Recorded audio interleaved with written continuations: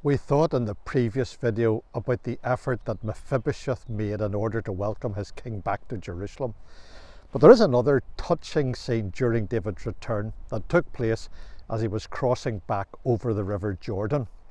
Now we're going to read about it from 2 Samuel chapter 19 between verses 31 and 36. And Barzillai the Gileadite came down from Rogelim and went over Jordan with the king to conduct him over Jordan. Now Barzillai was a very aged man, even 80 years old, and he had provided the king of sustenance while he lay at Mahanaim, for he was a very great man. The king said unto Barzillai, Come thou over with me, and I will feed thee with me in Jerusalem. And Barzillai said unto the king, How long have I to live, that I should go up with the king unto Jerusalem? I am this day 80 years old, and can I discern between good and evil? Can thy servant taste what I eat or what I drink? Can I hear any more the voice of singing men and singing women? Wherefore then should thy servant be yet a burden unto my lord the king?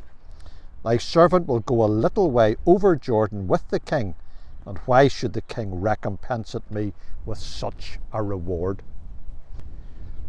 Barzillai was one of the group of 3 loyal supporters of the king who provided so much practical help and assistance to David and his men when they fled across Jordan in chapter 17. Now we're told again in these verses that he provided the king of sustenance while he lay at Mahanaim. That's in verse 32. They were 3 great men. Later in 2 Samuel chapter 23, we'll read about David's mighty men. And there's various groups of 3 soldiers together who secured great victories on the battlefield. I take it that Barzillai, Machir and Shobi mentioned in chapter 17 verse 27 were older men who were beyond serving in the army. But I believe that they still fulfilled a key role as David's 3 mighty background or backroom men. How important it is to have men and women of this caliber in the work of the Lord, giving freely of their time and resources in their constant devotion to the Lord. Now we read that Barzillai was a very aged man, even 80 years old in verse 32. I'm not sure what that says about those of us who are 60. Maybe we're just aged men. We also read in this chapter that he said to the king, Can thy servant taste what I eat or what I drink? Can I hear any more the voice of singing men and singing women? That's verse 35. He was feeling the weaknesses of old age, including losing his sense of taste and hearing. But what I think is wonderful is that despite all this, he was still doing what he could, even in old age.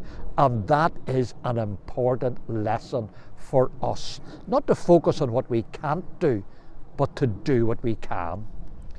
I remember it being pointed out to me that when Isaac became blind, he said to his son Esau, I am old, I know not the day of my death, Genesis chapter 27 and verse 2. And yet he lived another 50 years or so. In a sense, he spent the last years of his life rusting away. But I get no sense of that with Barzillai. The king invited him to return to Jerusalem to be looked after. I will feed thee with me in Jerusalem, the king said in verse 33. But Barzillai replied, How long have I to live, that I should go up with the king to Jerusalem? Verse 34. I think that he wanted to see his service out at home with his own people. He wanted to die in harness, as we would say. Now, none of us know how long we have left to serve the Lord. And that has been impressed upon me, particularly over the past year. But we do know that so long as the Lord has left us here, we have some service to do for him. And so I want to encourage us all to be sure that we do it for the Lord.